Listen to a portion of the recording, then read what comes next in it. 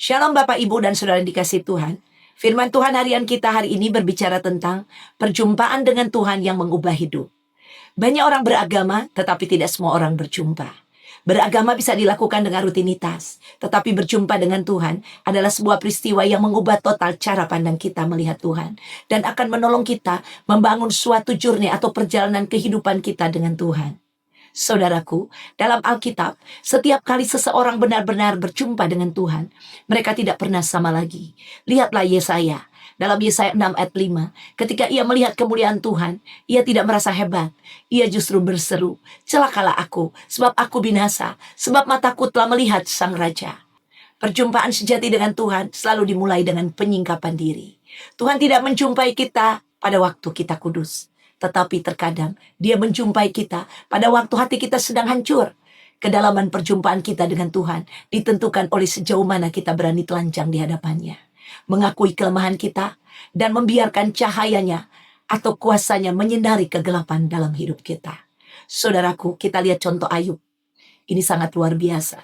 Setelah melewati penderitaan yang hebat dan perdebatan panjang, ia sampai pada satu titik perjumpaan. Di Ayub 42 ayat 5 berkata, "Hanya dari kata orang saja aku mendengar tentang engkau, tetapi sekarang mataku sendiri memandang engkau."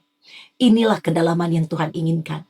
Tuhan tidak ingin kita hanya hidup dari khotbah orang lain atau pengalaman iman orang lain. Dia ingin kita memiliki pengalaman tentang tangan Tuhan yang pertama di dalam hidup kita. Perjumpaan ini tidak selalu terjadi di gedung gereja. Ini bisa terjadi di tengah air mata, di tengah kegagalan, di tengah penderitaan atau kesunyian kita. Kita merasa sendiri, kita merasa tidak diperhatikan.